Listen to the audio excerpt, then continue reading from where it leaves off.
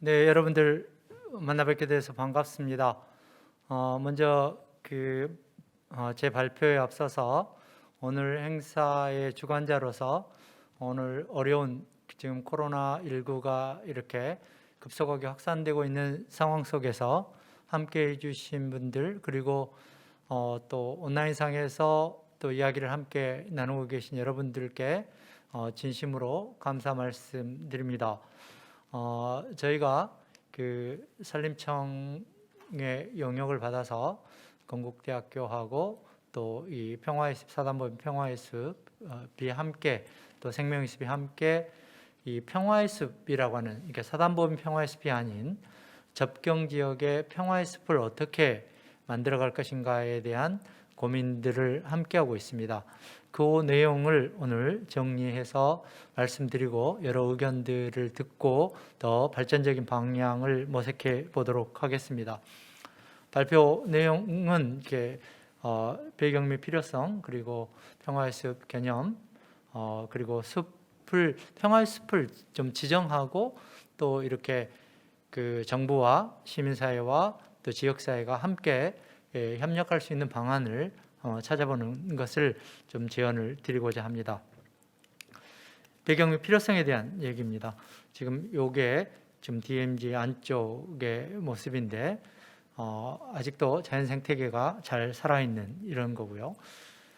잘 아시는 거 마찬가지 아시는 바와 같이 한국 전쟁 이후에 분단이 됐고 또 남북으로 양쪽으로 2km씩 DMZ가 설정이 되고 또 민간인 통제구역 민북 지역이 이렇게 설정이 되어 있어서 그 지역은 군사적으로도 중요한 지역이긴 하지만 또 자연 생태계가 70년 넘게 잘 보존된 그런 지역이기도 합니다. 그래서 이 부분들이 앞으로 이렇게 평화의 시대를 열어가는 이런 과정 속에서 소중한 역할을 해야 된다라고 기본적으로 좀 생각을 하고 있습니다. 그리고 이제 이 분단과 또 갈등의 상징인 이런 부분들을 생태적으로 보존하고 또는 복원을 하는 과정 속에서 평화의 숲을 조성을 해서 일단 함께 마음을 모으는 것이 굉장히 중요하겠다 이렇게 생각을 하고, 어떻게 하면 뒤에서 또 여러 전문가들께서 발표해 주시겠지만 거버넌스를 잘 구축할 거냐 하는 문제가 우리들의 관심사로 자리 잡고 있는 것 같습니다. 이 살펴보니까 우리가 오래전부터 이 DMZ에 대한 평화적 이용에 대한 관심들은 쭉 있어 왔던 것 같습니다. 노태우 대통령 시대 때도 그랬고 또 이렇게 모든 시대에 이 평화에 대한 DMZ의 평화적 이용에 대한 부분들에 대해서 관심을 가졌고, 그게 문재인 정부가 들어서면서 이제 구체적으로 또 정상회담 앞에 더법수님께서도 말씀하셨지만 이 정상들 간의 중요한 논제 중에 하나가 이 숲을 복원하는 거였고, 거기에 적극 협력하기로 약속을 한 바가 있습니다. 근데 우리는 남북의 산림 협력뿐만 아니라 전 세계에 대체로 보면 분쟁과 갈등이 있는 곳은 숲이 망가지고 자연 생태계가 망가지는, 그러니까 결국은 인간 사회의 부조리가 결국은 자연환경을 해치는, 그리고 그 자연환경을 해치는 것이 다시 인간에게 다시 되돌아오는 이런 과정인 것 같습니다. 그래서 한국 정부는 PFI 평화살림 이니셔티브를 국제사회에 제안을 했고, 그 부분을 지금 앞에서 세계산림총회가 내년 5월에 우리나라에서 개최가 되는데 거기에서 본격적으로 이렇게 논의하기로 약속한 바가 있습니다. 아마 그 단계에서는 구체적으로 평화살림 이니셔티브가 추진되지 않을까 싶습니다. 그렇다면 우리가 제안한 것이고 우리가 추진해야 되는 이런 PFI 평화살림 이니셔티브를 우리 스스로가 먼저 솔선수범해야 되는 이런 과제를 안고 있다라고 말씀드릴 수 있겠습니다. 그러다 보니까 그런 평화의 숲이란 무엇인가에 대한 개념 정립이 필요했습니다. 그래서 여러 전문가들이 함께 이 논의 단위를 만들어서 몇 차례 논의를 했고, 앞으로도 계속 이 평화의 숲이라고 하는 개념을 보다 더 정교하게 정립해 나갈 계획입니다. 근데 일단 큰 방향에서 이 적극적인 평화의 개념을 도입하자. 그러니까 그 일상을 바꾸는 적극적인 평화, 그리고 분쟁과 갈등에 기여하는 평화, 이 양 측면을 다 포용할 수 있는 개념을 가져가자라고 지금 저희 연구자들 간에는 이야기를 지금 나누고 있었고, 그래서 평화의 숲은 사람 중심의 평화의 개념을 확장해서 또 보다 적극적으로 생태계, 동식물의 생태계, 그리고 또 다음 세대, 미래 세대까지도 공존하는 이런 평화의 개념으로서 보다 입체적으로 접근할 것을 생각을 하고 있습니다. 그렇지만 이게 생각으로 멈춰서는 안 되고 항상 이게 실천으로 이어져야 된다라고 생각을 합니다. 그래서 이 실천으로 이어지기 위해서 구체적인 대상을 가지고 그 구체적인 대상 속에서 이 포괄적 개념의 평화라고 하는 개념들을 실천하고 거기가 평화의 숲이 되는 것을 적극적으로 추진하는 것이 바람직하다라고 생각을 합니다. 그래서 숲을 통한 평화적 공간, 평화적 접근, 그래서 이제 가장 우선 대상으로 생각을 하고 있는 게 접경지대를 생각을 하고 있는 것입니다. 많은 이제 논의를 하는 과정 속에서 여러 이렇게 키워드들이 이렇게 오고 갔는데 보시는 것처럼 분쟁, 갈등, 회복, 평화, 치유, 숲, 복원, 보존 이런 키워드들이, 그리고 궁극적으로는 지속 가능한 지역 또는 지속 가능한 지역 만들기 또는 거버넌스 이런 개념들이 지금 정착이 되고 체계화돼야 이게 어느 한 곳에 치우치지 않고 균형을 이루는 평화의 숲 개념으로 발전할 수 있지 않을까 이렇게 생각을 하고 있습니다.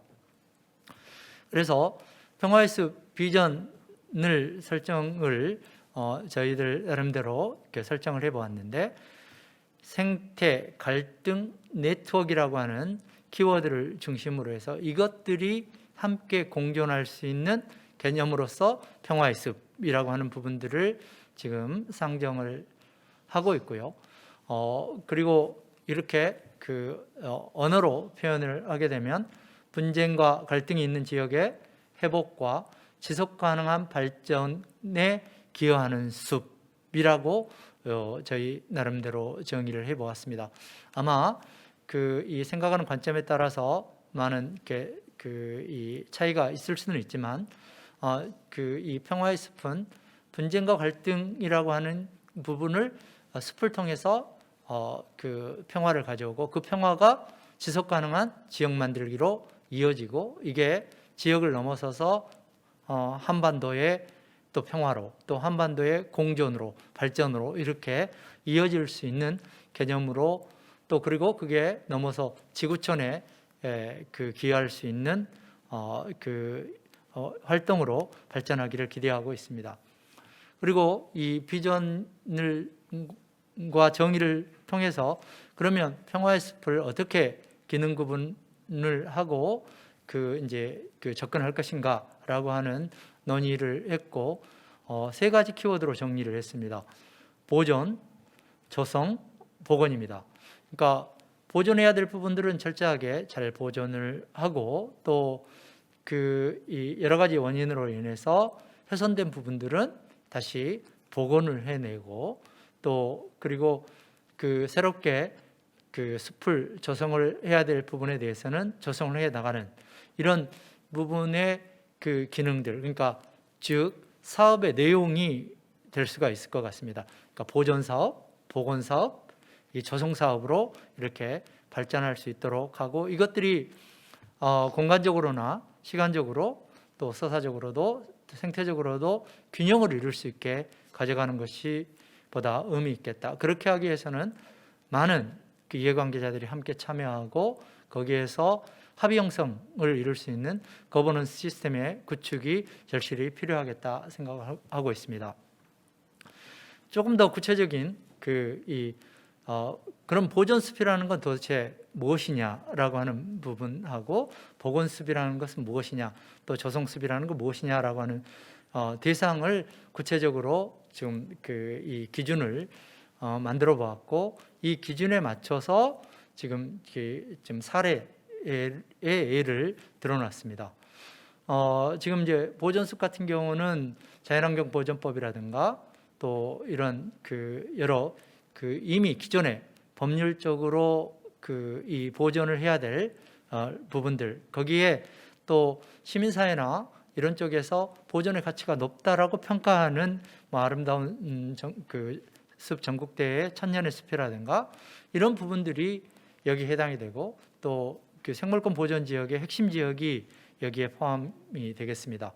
복원숲 같은 경우는 앞에 지금 정설형님이 군에서 화살머리 고지 복원하는 사업이라든가 이런 부분들도 지금 산림청을 통해서 지금 군과 협력을 해서 유해 발굴 지역을 복원하는 사업이라든가, 또 판문점에 이 좀 훼손지가 일사단 지역에 있는 부분들에 대해서 이제 복원 사업들을 했던 이런 부분들이 이제 복원숲에 해당이 될 테고요. 그리고 새롭게 지금 이 유휴부지나 이런 부분에 새롭게 숲이나 평화의 정원을 만들어 나가는 것을 조성숲이라고 저희들 나름대로 정의를 해보았습니다. 무엇보다도 이게 평화의 숲에 이 지정 관리가 좀 필요하지 않느냐. 이게 이제 시민운동 차원에서도 접근할 수는 있지만, 시민운동 차원은 어디까지나 마중물의 역할을 하는 것이고, 또 우리 국민들이 모두 참여하고, 특히 정부 또 중앙정부나 지방정부가 함께 참여할 수 있는 영역을 만들어낼 필요가 있고, 또 특히 중앙부처들 간에서도 또 보존 기능이나 보건 기능들의 또 여러 부처 간의 저는 협력의 대상이 될 수 있다라고 생각을 합니다. 그래서 평화의 숲은 숲이어서 산림청만 하는 게 아니라 이 관계되는 중앙 부처들도 협력을 하고, 그것을 구체적으로 지자체가 실현해 나가고, 또 거기에 시민사회나 지역 주민들이 함께 할 수 있는 이런 이 체제가 가장 필요하지 않을까 이렇게 생각을 하고 있고요. 그렇게 하기 위해서는 제일 먼저 평화의 숲 조성에 대한 공감대 형성이 필요할 것 같습니다. 오늘도 이런 저희가 논의의 장을 마련하는 것도 좀 작지만 공감대 형성의 어떤 시초를 열어나가는 거고요. 그리고 또 저도 좀 개인적으로도 문제의식을 가지고 있지만, 이 생태계 복원이라든가 이 기술 체계들을 조금 더 생태적인 관점에서 또 이렇게 정립해 나가야 되고, 또 이런 것들이 같이 교육 훈련되고 공유될 수 있는, 이런 너무 안전 중심으로 가는 게 아니라 안전과 생태계가 함께 가는 이런 복원 방식들이 필요하겠다 이렇게 생각을 하고 있습니다. 그리고 지자체, 정부가 함께 하는 것도 중요하고요. 그리고 이런 것들이 바탕이 됐을 때 한반도 PFI가, 그러니까 이 접경지대에서부터 시작을 해서 북한의 260만 헥타르의 황폐지를 복원하는데 우리가 주도를 하고 국제사회가 협력하고, 또 북한도 본인들이 필요한 역할들을 해내는 이런 것들의 어떤 밑거름이 될 수 있겠다 이렇게 생각을 하고 있습니다. 그리고 이 국제사회가 앞으로도 함께 하는 게, 이게 우리만의 문제가 아니라 이런 부분들이 우리를 통해서 전 세계로 알려지는, 그리고 또 전 세계가 같이 공감하고 함께 실천하는 그런 노력들이 필요하겠다 생각을 합니다. 구체적으로는 좀 이제 초기 단계에서는 스팟 개념의 작은 것부터 다양하게 만들어 나가면서 결국은 이 스팟들이 네트워킹이 되고 존의 형태로 발전을 해서 평화의 숲이 전반적인 어떤 지속 가능한 어떤 발전의 개념 속에 자리 잡을 수 있도록 이렇게 발전하는 게 좋겠다 생각을 하고 있습니다. 그래서 이 몇몇 기준들을 좀 살펴보았습니다. 그래서 IUCN 세계 자연연맹에서, 세계 자연보호 연맹에서 보호 지역에 대한 카테고리를 이렇게 아마 구분하고 있다는 것에 대해서는 다들 알고 계실 것 같습니다. 이런 이제 IUCN의 카테고리도 좀 참조를 하고요. 그리고 이제 여기에서 특히 이제 보호 지역과 비보호 지역에 대한 기능적인 분류를 어떻게 할 것이냐라고 하는 기준을 좀 참고를 하고, 또 특히 이제 여기 접경 지역 같은 경우에 유네스코의 생물권 보존 지역으로 연천군 그리고 강원도 일원이 지금 그 DMZ와 관련된 일원들이 지금 유네스코의 생물권 보존 지역으로 지정이 되어 있습니다. 이런 부분들을 좀 이제 이 참고를 해서 지금 이제 생각을 하고 있는 게 경기 지역도 이 생물권 보존 지역으로 가고, 또 궁극적으로는 남북이 함께 접경 지역, 남북의 전체 접경 지역을 좀 생물권 보존 지역으로 지정을 하고 관리를 하는 게 좋겠다라고 하는 생각들을 가지고 있어서, 이 생물권 보존 지역에서 구획을 나누는 기준들, 핵심 지역과 안충 지역과 또 협력구역으로 이렇게 나눠서 지금 이 지정을 관리를 하고 있는데, 이 부분에서 앞으로 평화의 숲을 지정하는 데 있어서 구역을 어떻게 나눠야 될 것인가라고 하는 부분에 좀 검토를 했고요.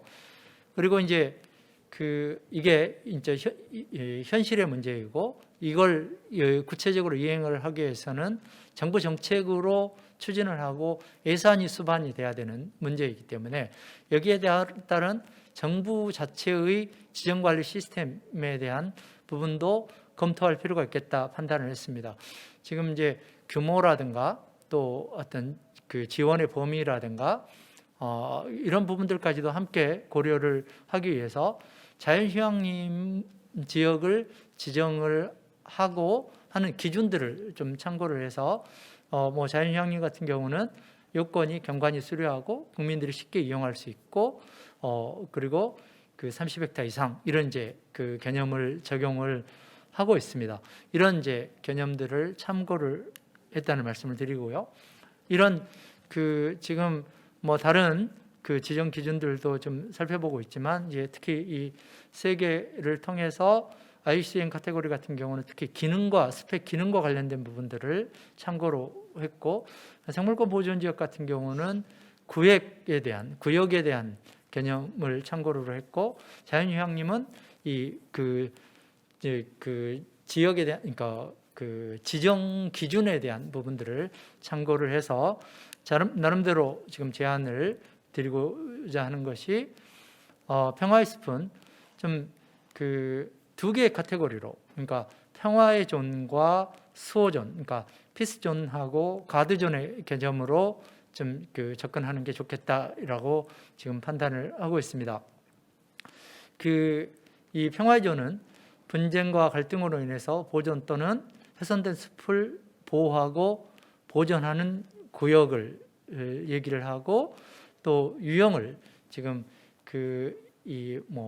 분쟁과 갈등으로 인해서 보존된 지역이라든가 보존 가치가 높고 또 통제를 해야 되는 부분이라든가, 그 다음에 역사 문화자원, 또 생태계의 어떤 특이성들이 있는 곳들, 그리고 보건과 관련된 부분, 보건이 시급한 이런 부분을 이제 평화의 존의 유형에 포함이 될 테고, 그리고 수호존 같은 경우는 평화의 존을 수호하기 위해서 숲을 통한 인간의 활동이 이루어지는, 그러니까 이건 인간의 활동이 어느 정도 전제로 한 영역이 될 수가 있겠습니다. 일종의 생물권 보존 지역의 완충구역과 같은 역할이라고 이해하시면 될 것 같습니다. 뭐 좀 더 많은 논의를 해야 되겠지만, 평화존을 경계로부터 한 500m 이내 이런, 그리고 여러 가지 보건이라든가 조성이라든가 보존 활동이 가능한, 뭐 특히 이제 교육, 체험 이런 활동이 가능한 지역을 수호존으로 설정하는 것을 지금 제안하고자 합니다. 특히 이 부분에 대해서 좀 지역이 체계적으로 참여를 할 필요가 있기 때문에 지자체가 또는 시민사회가 제안을 하고, 거기에 민관 거버넌스 구조 속에서 평화의 숲을 지정할 수 있는 이런 위원회가 구성이 되고, 그 위원회가 기준에 합당하다라고 판단이 되면 평화의 숲으로 지정을 하고, 또 일정 부분은 정부가 재정 사업을 일정 부분 투입을 해서 그걸 보건 활동이나 이렇게 이 여러 가지 보존 활동을 할 수 있는 활동을 지원할 수 있는 이런 시스템이 될 수 있으면 좋겠다 이렇게 생각을 하고 있습니다. 그리고 이제 개략적으로 좀 스팟형하고 네트워크형의 이미지를 이렇게 만들어봤는데 아무리 작지만 스팟형이라도 이 핵심 구역은 있고 또 그러니까 평화존이 있고 또 수호존으로 이렇게 나누고 평화존 수호존이 있는 것들이 여러 개 지역 단위로 묶어지면 이걸 묶어서 하나의 네트워크형으로 평화해수욕 지정을 요청하는 이런 방식도 염두에 두고 지금 검토를 하고 있습니다. 마지막으로 평화해수욕에 대한 전략과 제언인데요. 일단 앞에서도 잠깐 말씀드렸지만 1단계로서 좀 이제 공감대 형성이 가장 먼저 필요한 것 같습니다. 지금 앞에서 더법스님께서도 말씀하셨지만 우리 안에 있는 이 갈등과 분쟁 이런 부분들을 해소하는 노력, 그리고 또 북은 북대로 남은 남대로 이런 노력들이 좀 필요할 것 같고요.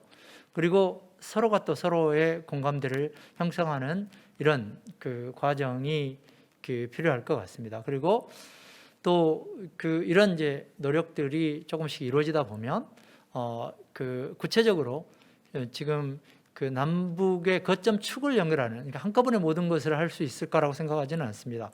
상징성이 높은 백두대간이라든가 아니면은 이렇게 판문점을 축으로 한 이런 축이라든가 또 이런 지금 거점으로 지금 고민하고 있는 게 철원, 그러니까 그 연결 통로가 있는 이런 부분들을 거점 축을 연결을 해서 각각의 어떤 특성들을 살려서, 그러니까 백두대간은 생태 복원과 관련된 연결성들이 좀 중요할 것 같고요. 철원 같은 경우는 지금 임농복합이라든가 이런 보다 좀 이 실용적인 기술적인 이런 부분들, 물론 그 안에 생태적으로 보존해야 될 부분들에 대해서는 보존을 하는 이런 이제 전략들이 좀 필요할 것 같고요. 또 이렇게 이 파주를 거점으로 한 지금 남북산림협력센터가 만들어져 있기 때문에 거기를 축으로 해서 다양한 이런 교육과 교류와 이런 협력의 어떤 창구 역할들이 지금 연결이 되면서 또 숲을 실제적인 어떤 복원을 하고 조성을 하는 과정 속에서 협력의 어떤 시행착오들을 최소화시키는 이런 노력들이 있고, 그 다음에 궁극적으로는 좀 이제 3단계로 가서는 남북 협력의 공동 발전을 하고 국제사회도 함께 참여할 수 있는 이런 여지를 열어놓고, 궁극적으로는 한반도에 이 숲의 복원, 그러니까 북한의 특히 황폐지 복원을 통해서 분쟁과 갈등을 완화하고 서로가 이해해 나가는 이 공감대를 더욱더 넓혀 나갈 수 있으면 하는 생각을 가지고 있습니다. 지금 앞에서 말씀드린 내용을 조금 더 구체적으로 지금 표현을 한 것인데요. 지금 1단계에서 지금 파주, 철원, 고성이 가장 축이 되는 게 어떨까? 특히 이제 철원 같은 경우는 DMZ 이 산림항공관리소가 지금 만들어질 예정이고, 거기에도 지금 남북산림협력센터가 지금 만들어질 예정이고요. 파주에는 이미 남북산림협력센터가 1단계가 만들어져 있고 고성도 만들어져 있습니다. 이제 이런 기존의 시설들을 축으로 해서 네트워크를 어떻게 확장해 나갈 것인가 하는 부분과, 또 지금 최근에 인천시나 이쪽 인천도시공사와 함께 이런 이 강화도나 이런 도서지방에도 이런 보건과 관련된 부분들에 대해서 지금 협의를 좀 하고 있는데, 이런 부분들이 거점이 돼서 연결성들을 높여갈 수 있으면 좋겠다 이렇게 생각을 하고 있고요. 그리고 지금 2단계는 이 축을 연결하는, 지금 이제 남쪽의 거점 공간을 만들었다면 2단계로는 실질적으로, 근데 이게 반드시 이게 끝나고 이게 가야 된다라고 하는 개념은 아니고요. 이거 어디까지나 우리가 이미지로서 생각을 하는 거고, 이게 동시에 갈 수도 있는 문제라고 생각합니다. 지금 이미 이제 예를 들어서 남북 산림 협력이 이루어지게 된다면 그런 부분들은 또 좀 위에서부터 또 아래로 내려올 수도 있는 부분이기 때문에 이걸 딱 이렇게 그 구획을 지어서 이 2단계가 끝나면 2단계로 간다, 그런 개념은 아니다라는 말씀을 좀 그 보연해서 말씀드리고요. 그리고 그 3단계는 그 이 공동 발전을 가고 또 이걸 그 나중에는 그 세계유산으로 지정을 하거나 아니면 생물권 보존 지역으로 남북이 함께 가져가면서 공동 전략을 가져가는 것이 가장 핵심적이지 않을까 싶습니다. 이게 누구 하나 좀 그 먼저 간다고 해서 해결되는 문제가 아니라 서로 충분히 협의하고 합의하고 또 공동으로 실천했을 때 그 의미는 더욱더 커지지 않을까 이렇게 생각을 하고 있습니다. 이 정리해서 말씀드리면 지금 복원의 필요성에 대한 국민적인 공감대 형성이 필요하고요. 저희도 노력하겠지만 함께 하시는 분들이 많아져서 이런 이제 공감대 형성이 가장 필요하겠다 이렇게 생각이 되고요. 그리고 정부와 지자체, 시민단체가 협력을 통해서 할 수 있는 이런 그 노력들이 필요하겠습니다. 그러니까 이 워낙 산림과 관련된 부분들은 공공성이 크기 때문에 시민사회도 시작을 하고 지금 기업들도 참여를 하고는 계시지만 궁극적으로는 좀 함께 가는 게 필요하겠다 싶고요. 그리고 우리가 이런 남북 산림 협력에 대한 이런 경험들이 축적이 되면 남북 산림 협력이라든가 또는 세계적으로 확산해야 될 피스포리스 이니셔티브를 이렇게 선도적으로 실현하는 그러니까 한반도 PFI가 세계에 좋은 이 모델이 되는, 그러니까 국토 녹화에 성공한 사례가 세계적으로 모범이 되었듯이 한반도 PFI가 그 새로운 분쟁과 갈등이 있는 국제사회의 커다란 어떤 모범 사례가 돼서 한국의 위상이 세계적으로도 이렇게 알려질 수 있었으면 좋겠습니다. 그리고 또 추가적으로 이런 관련된 여러 가지 제도라든가 이런 부분들이 더욱더 보완돼야 될 필요가 있다라고 하는 생각을 가지고 있고요. 이런 부분에 대해서도 거버넌스가 꾸려지고 그 거버넌스 안에서 다양한 그 의견들이 이렇게 모아져서 새로운 방향들이 함께 모색이 될 수 있었으면 좋겠습니다. 지금까지 경청해 주셔서 감사드리고요. 오늘 함께 해주신 모든 분들, 특히 우리 서현 학생이라든가 그러니까 10대, 20대 또 그 다양한 영역에 계시는 분들이 함께 숲에 대한 얘기를 해주셔서 진심으로 감사드리고 더 이런 이야기를 나눌 수 있는 자리를 더욱더 많이 만들도록 노력하겠습니다. 감사합니다.